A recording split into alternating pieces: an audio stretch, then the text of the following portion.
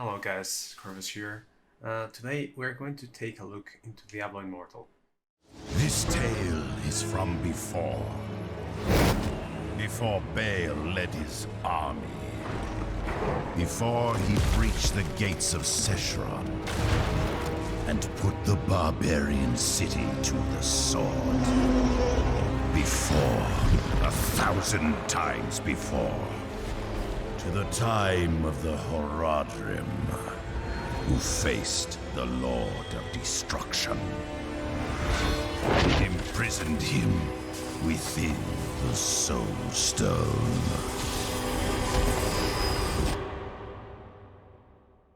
Are you excited about this game? Is it recent enough that it's Diablo for you to play this at least until we have Diablo 4 in our hands? We're going to take a look in what we know, what's available right now about this game to see if it's something worth it. Okay, we're taking a look into some of the information that is available on the Diablo Immortal website. This post was from December 2020. Alright, so first of all, from what I've seen so far, the screen seems to have a lot of quality, comparable or maybe even better than Diablo 3.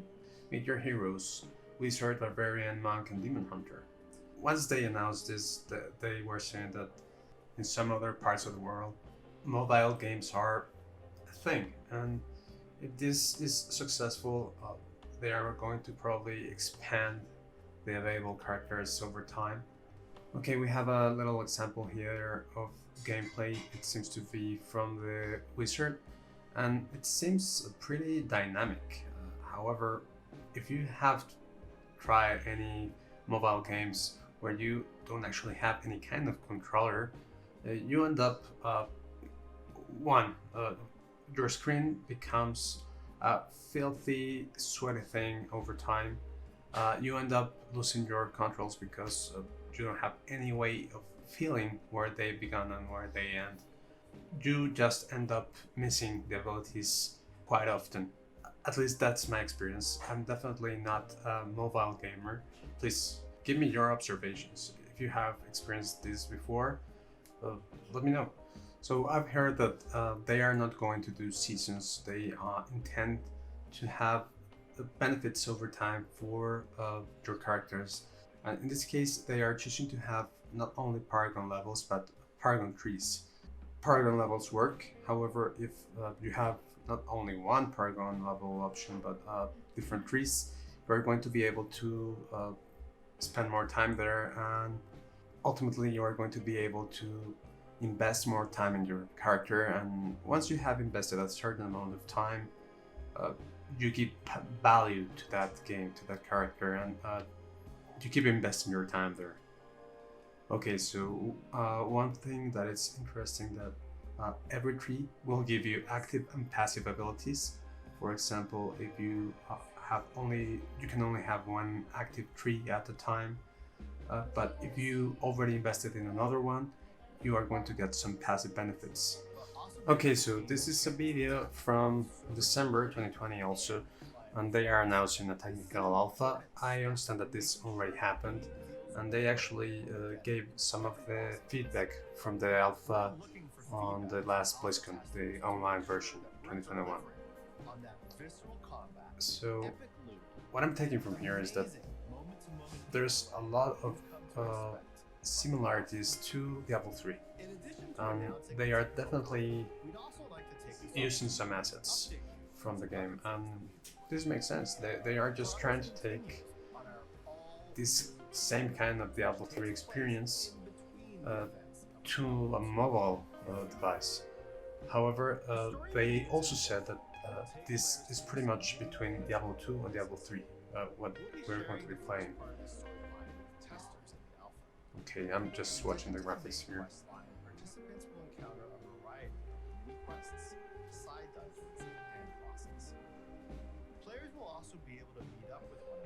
Alright, so what I take from here is that it seems to be not quite on the quality of Diablo 3, However, it's very, very close. I don't know if this is because it's just an alpha, maybe.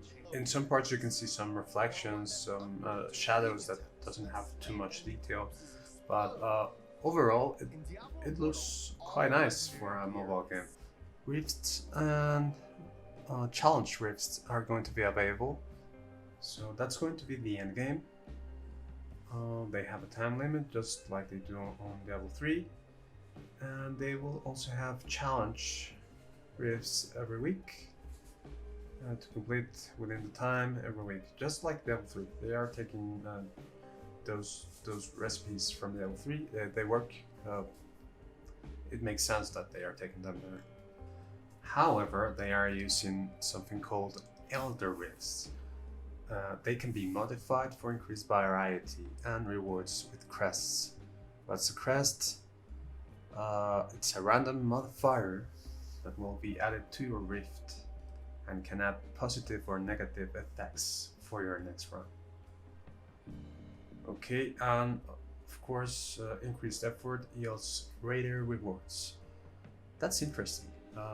I wonder if you are going to be trying to farm a specific kind of crest to get some kind of a specific reward. Okay, so right away we can see here that they have a rare and legendary crests. Play solo or together. Okay, yeah, they have to give that option.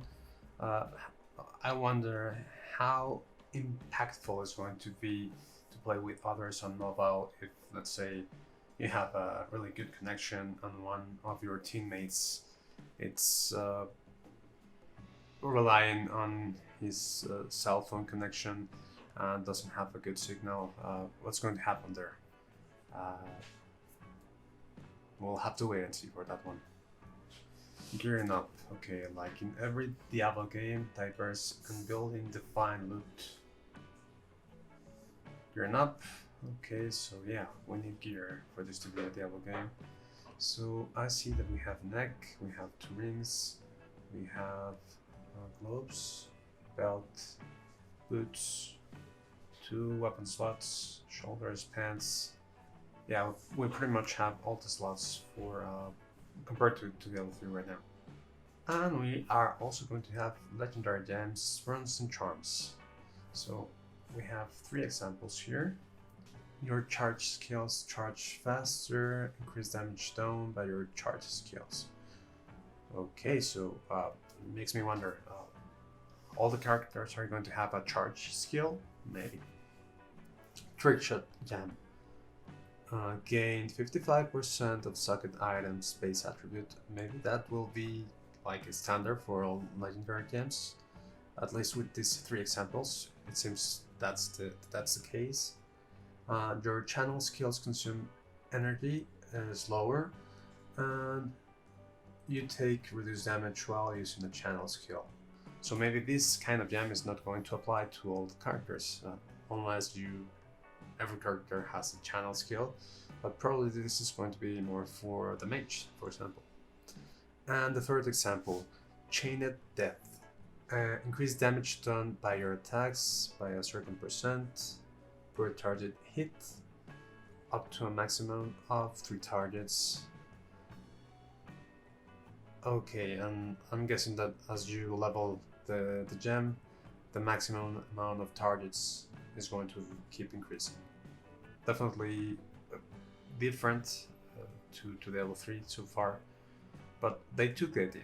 The legendary gems are a good thing, and they can be really powerful combined with the right build. So, okay. It has the depth of Diablo 3, even at the very least. For more endgame progression, you can upgrade legendary gems by visiting a jewel crafter. You have to use runes that you can find on elder rifts to craft legendary gems. Okay, we went to another link, and this talks a little bit about items, so let's see what we can find here that it's interesting. So every piece of gear will have base stats, attributes, and magic attributes. In addition, truly powerful items can have sockets, legendary attributes, and more. Okay, pretty much like Diablo 3 right now. So we have life, damage, armor, armor penetration. This one is interesting. Offense rating, defense rating, potency. Okay, this one is also interesting and new. It seems like resistance will give you just general resistance. They are not going into particular element resistance. So this is simpler. Strength, intelligence, fortitude. Okay, fortitude, I like that one. You improve your armor penetration, so you will be able to do more damage. Also your armor, so you will take less damage. Increase your life in addition to offense and defense rating. Okay, so fortitude is interesting, vitality is interesting, willpower interesting also. If you rely on debuffs or spells, you are probably going to go for willpower. If you choose something very straightforward like the Barbarian, you're probably going to go with fortitude or vitality depending on your build. But yeah, it seems interesting. Legendary items will also have legendary properties specific to those items. These usually modify a class skill in some way. In this example, Whirlwind now also chills enemies. This chill can stack. Charms. Charms provide between 1 and 5 unique skill ranks bonuses for all classes, rolled randomly. You can break unwanted charms into skill stones, which you can then use to reroll the bonuses on other charms. Okay. So I see you spending a lot of, what's the name again? The skill stones trying to get the perfect charm for the abilities that you are actually using. Alright, and I'm guessing you can use the charms on armor that have slots, maybe? I don't know. Runes are crafting materials obtained from Elder Rifts. There are 15 different runes, some much harder to obtain than others.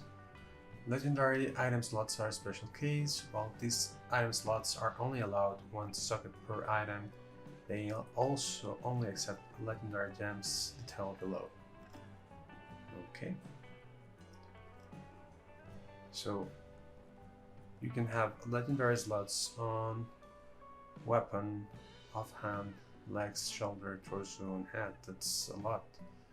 And regular ones, well, neck, red, yellow, or blue.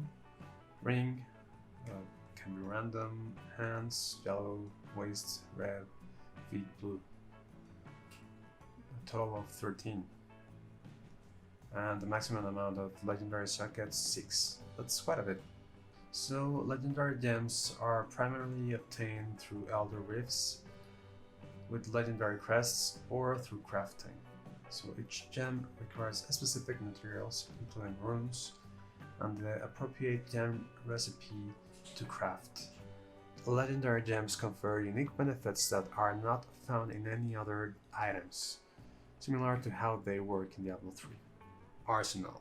The absolute best items in Diablo Immortal would take time and effort to attain. Item must be obtained and empowered by its user. Okay, how do you empower an item? Our goal is for you to always have something to look forward to. Yeah, it's going to be an endless grind, I'm guessing. Then Blizzard, they made a really nice cinematic. I'm going to leave the link in the description below. We know that the quality of the cinematic doesn't really reflect how good the game is going to be, but you can appreciate it just for what it is. So I'm going to leave the link in the description below if you want to watch it. We have a timeline here. This part is interesting. We have Diablo 2, the expansion, Diablo 3, Diablo 3 expansion, and in between Diablo Immortal. So yeah, you are going to be connecting what happened in the two games. It will be interesting to have maybe a more futuristic look what happened between Diablo 3 and Diablo 4 or something like that. Okay, unique zones. Well, this looks really awesome. I wonder if this character below it's like a boss or something. But at least that map looks interesting.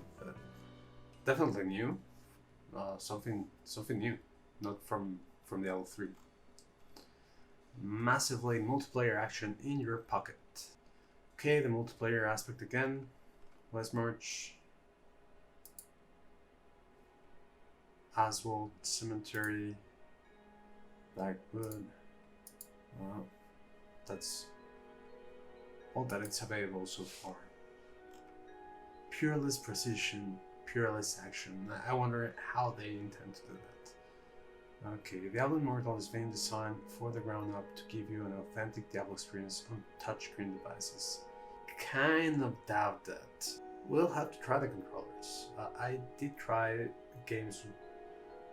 It had a similar interface, and you end up using some abilities that you don't intend by mistake quite often. And also, after a while, your thumb,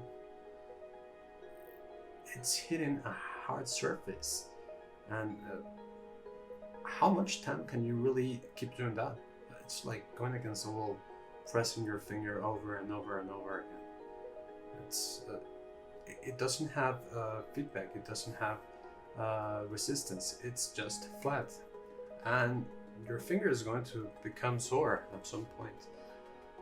I don't see me playing a lot of time, even if it's comfortable in the sense that you are really using the ability that you want. We'll have to wait and see. Zero in on your enemies. Directional controls make it easy to move around in the world.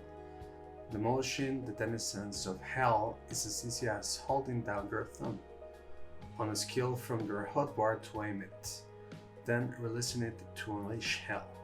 Quickly access potions for a gradual health refresh, and equip recently looted items with a single tap on your screen. This makes me doubtful. If you are trying to use the skills and hopefully trying to avoid pressing a skill that you don't want, you have to hold down an ability, take it to some part of the screen, and then return to the controls. It's going to be easier for you to miss. At least that's my opinion. Comment below if you disagree, please. Classes. Barbarian, Monk, Wizard, and Hunter. We see the Crusader and the Necromancer. Probably they are still working on them. We don't have as much detail as we have for other classes. But yeah, they are working on including more classes. This is going to definitely be a thing. Manarok. Once a simple court mage, Manarok was one of the first to be murdered by his master, King Leoric, who was driven to madness by the hand of the burning hells. Baal, Lord of Destruction. Okay, we are going to be able to fight Baal. What else? The Skeleton King. Okay. The Mad King Leoric itself. Haunted Carriage. Adventurers traveling through Ashwell Cemetery are sure to become well acquainted with this haunted carriage. Fallen War Matron. Oh, this one's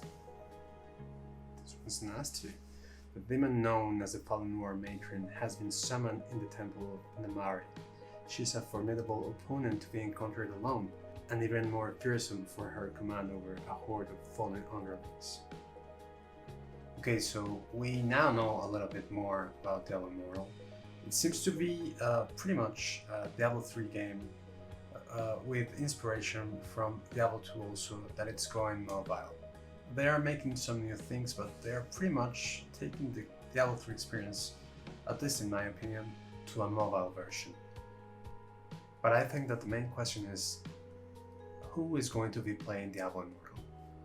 I mean, I'm willing to try it. However, if I get the choice, play something on my phone or tablet, or play something on my computer, if I can choose my computer, I'm going to go for it every time. If I'm, however, outside or I don't know, moving from my home to my work or something like that, I may choose to play Diablo Immortal. What are your thoughts on that? Are you excited for this? Is this really just targeted for a very specific audience that prefers mobile gaming? Is this really going to give you a very different experience from Diablo 3? Because yeah, it looks interesting. It has some previous enemies, some new enemies. They are making some tweaks and modifications on the systems, but at the end of the day, it seems to be kind of the same experience that you already had with Diablo 3. Are you going to give it a try or not? Thank you very much for watching, guys. This was a very long video. I haven't made my mind yet. I haven't decided if I want to play or not. If you liked the video, please leave a like. If you didn't like it, please let me know what I can improve. And also, if you subscribe, thank you very much. Thank you for watching, guys. Goodbye.